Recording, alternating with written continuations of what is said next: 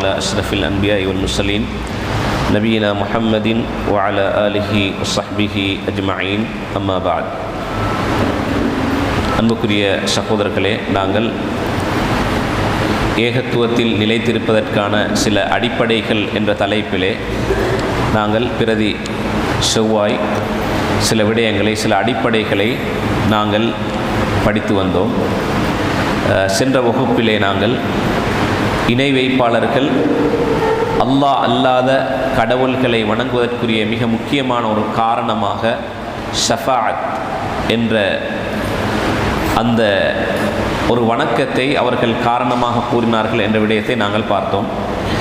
அந்த பரிந்துரை செய்வதனான அந்த ஷஃபாஅத்துடைய வகைகள், அது ஆகுமாக்கப்பட்ட ஷஃபாஅத், அனுமதிக்கப்பட்ட ஷஃபாஅத் என்ன, அனுமதிக்கப்படாத ஷஃபாஅத் என்ன என்ற விடயங்களை எல்லாம் நாங்கள் சென்ற இந்த வகுப்பிலே நாங்கள் பார்த்தோம். உண்மையிலே பொதுவாக நாங்கள் பார்க்கின்றோம், இணை வைப்புக்கு இட்டு சென்ற அந்த காரணிகளை நாங்கள் ஆரம்பத்திலிருந்து நாங்கள் நோக்கும் பொழுது இரண்டு விடயங்கள் அந்த இணை வைப்புக்கு இட்டு சென்றிருக்கின்றது. ஒன்று, மார்க்கத்தில் பொதுவாக அனைத்திலும் எல்லை மீறுதல், எல்லை மீறி கண்ணியப்படுத்தல், எல்லை மீறி முஹப்பத்து வைத்தல், அன்பு வைத்தல் போன்ற விடயங்கள் தான் எங்களுக்கு நாங்கள் ஆரம்ப அந்த வகுப்பிலே படித்தோம். நபி நூஹ் அலைஹிஸ்ஸலாத்து வஸ்ஸலாம் அவர்களுடைய காலத்திலே வணங்கப்பட்டவர்களெல்லாம் நல்ல மனிதர்கள்.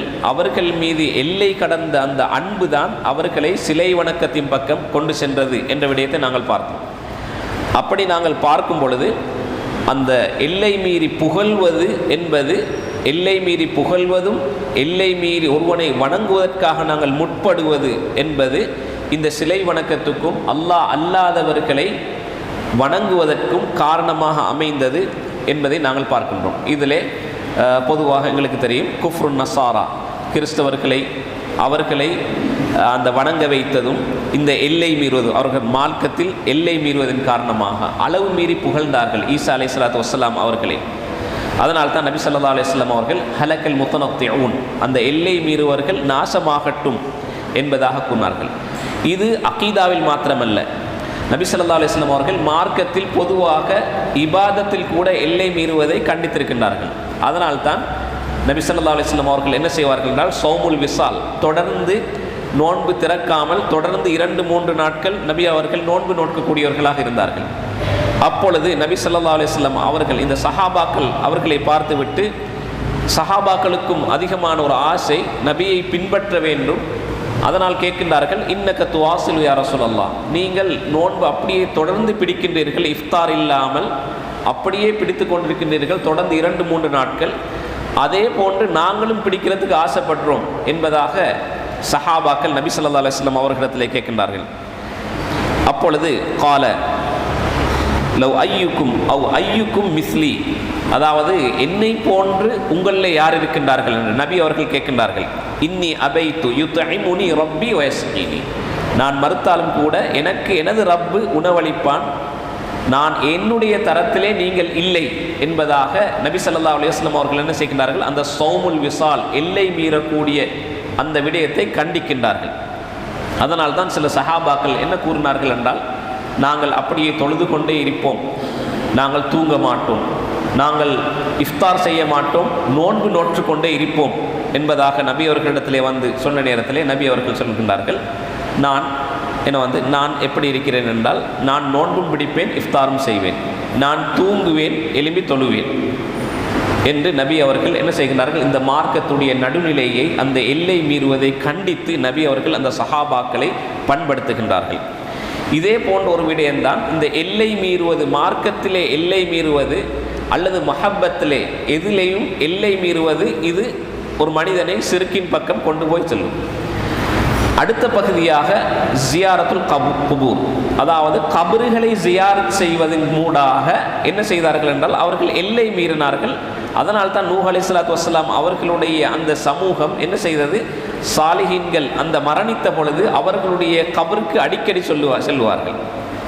ஆனால் இந்த ஜியாரத்துல் கபூர், நான் ஏற்கனவே சொன்னது போன்று அகீதாவுடைய இந்த நம்பிக்கை சார்ந்த கோட்பாடிலே அனுமதித்த பகுதியே தான் இன்னொரு பக்கம் அனுமதிக்கப்படாதது. இப்போ ஜியாரத்தில் கபறுகளை ஜியாரத் செய்வதை பொறுத்தவரையிலே இது அனுமதிக்கப்பட்ட ஒரு சுன்னா.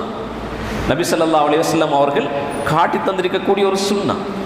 அதனால்தான் இதன் மூலமாக 2 பிரயோசனங்கள் எதிர்பார்க்கப்படுகின்றது. கபறுகளை ஒரு மனிதர் தரிசிப்பதனால் தரிசிக்க செல்றவருக்கு ஒன்று நடக்கின்றது, இன்னொன்று அந்த மையத்துக்கு ஒரு பிரயோசனம் கிடைக்கின்றது. தரிசிக்க சென்றவருக்கு கிடைக்கக்கூடியது என்ன? நபி அவர்கள் கூறுகின்றார்கள், ஜூரு அல் கபூர் ஃபஇன்னஹா துதக்கிருக்கும் அல் மௌத் அல்லது துதக்கிருக்கும் அல் ஆஹிரா.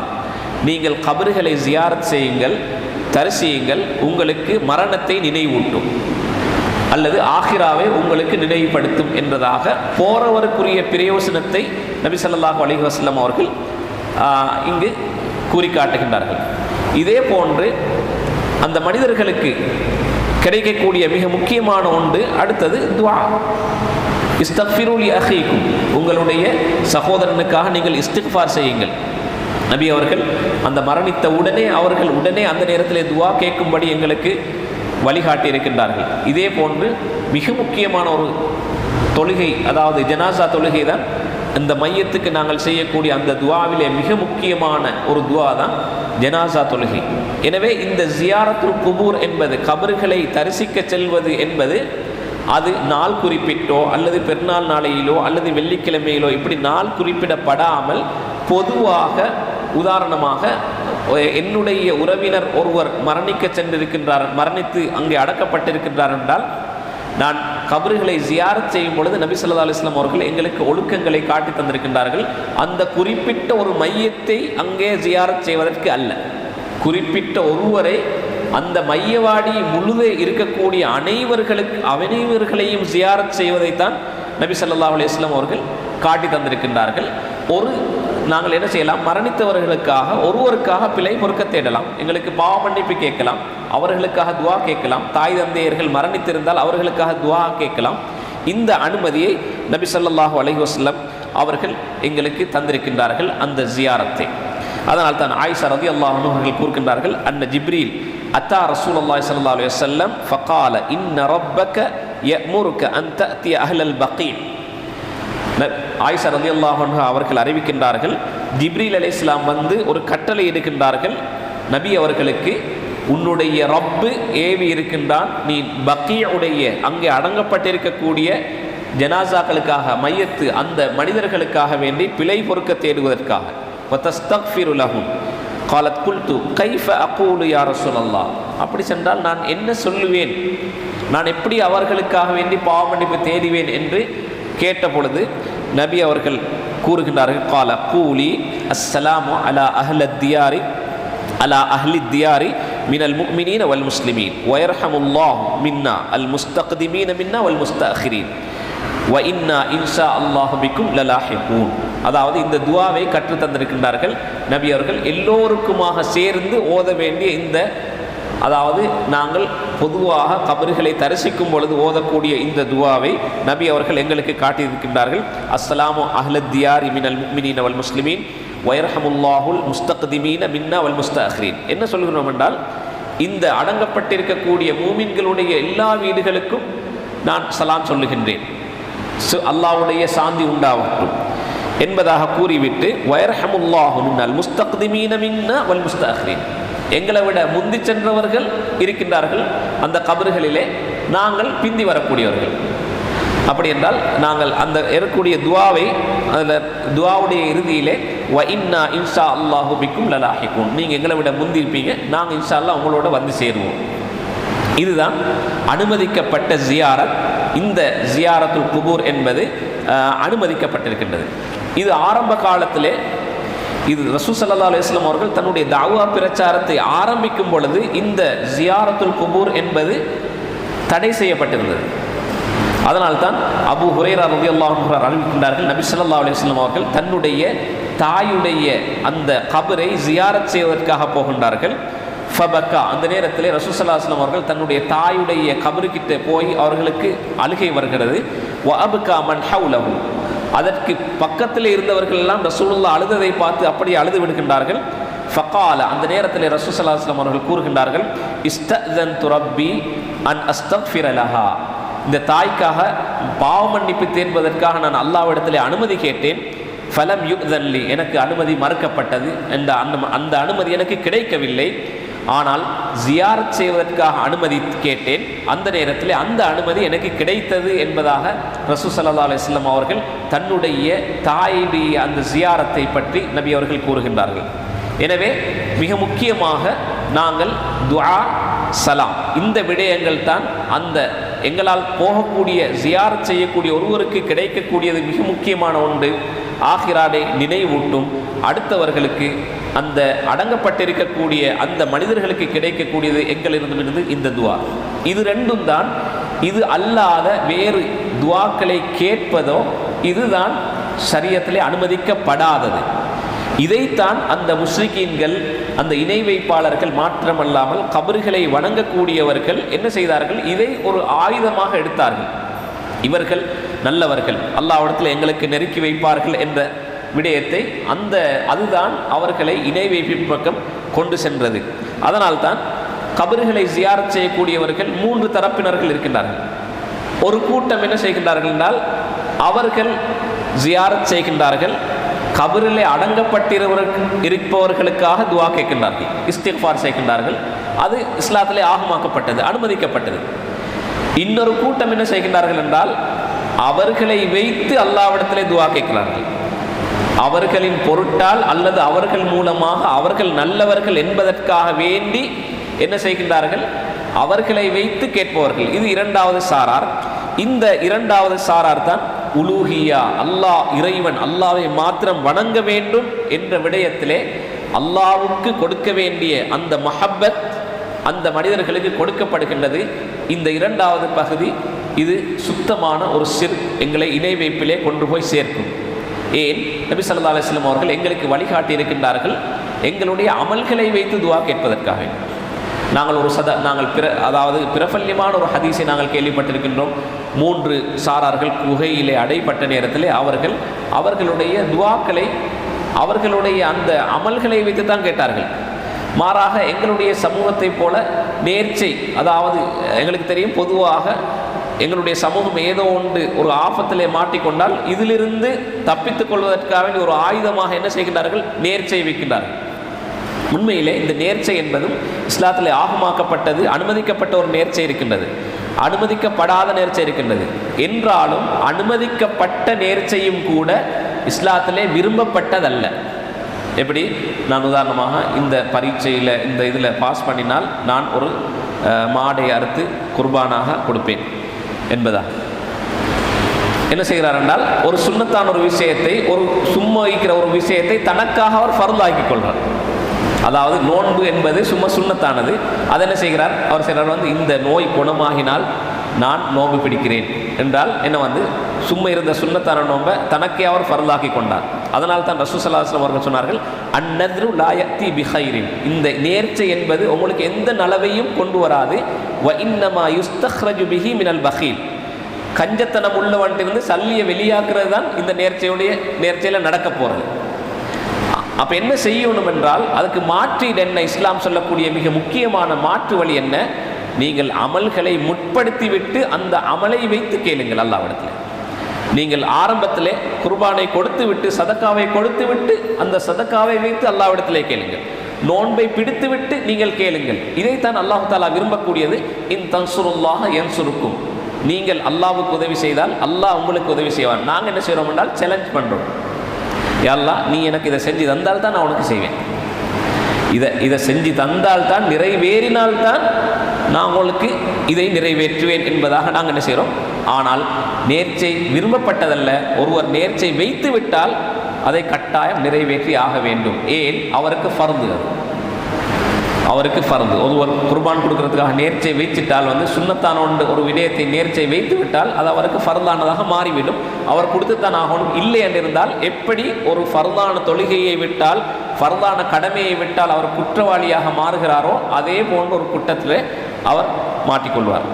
எனவே இந்த விடயங்கள், இந்த நேர்ச்சையில் அனுமதிக்கப்பட்டது அனுமதிக்கப்படாது இருப்பது போன்று இந்த ஜியாரத்துல் குபூர், கபர்களை ஜியாரத் செய்வதிலும் இப்படியான சட்டங்கள். 3வது ஒரு சாரார் இருக்கின்றார்கள். நான் ஆரம்பத்தில் சொன்னேன், ஒரு சாரார் என்ன செய்கின்றார்கள், அவர்களுக்காக பிரார்த்திக்கின்றார்கள், அவர்களுக்காக இஸ்திக்ஃபார் செய்கின்றார்கள், இது ஆகமாக்கப்பட்டது. இரண்டாவது, அவர்களை வைத்து துஆ கேட்கின்றார்கள், அவர்களின் பொருட்டால் அல்லது அவர்கள் மூலமாக அவர்கள் அல்லாஹ்விடத்தில் எங்களை நெருக்கி வைப்பார்கள் என்று கேட்கின்றார்கள். இதுதான் இணை வைப்பாளர்கள் அந்த உலூஹியா என்று வரக்கூடிய அந்த தெய்வீக அந்த பண்பிலே கூட்டு சேர்க்கின்றார்கள்.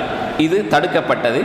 மூன்றாவது ஒரு கூட்டம் என்ன செய்கிறார்கள், யஸூரூன வயதுஊன அன்ஃபுஸஹும், அவர்களையே வணங்குகிறார்கள், கபரிலே உள்ளவர்களையே வணங்குகிறார்கள் அல்லது நபிமார்களையே வணங்குகின்றார்கள். அதனால் தான் ரசூல் ஸல்லல்லாஹு அலைஹி வஸல்லம் அவர்கள் என்ன செய்கிறார்கள், நபிமார்களுடைய கபர்கள் வணங்கப்பட்டது.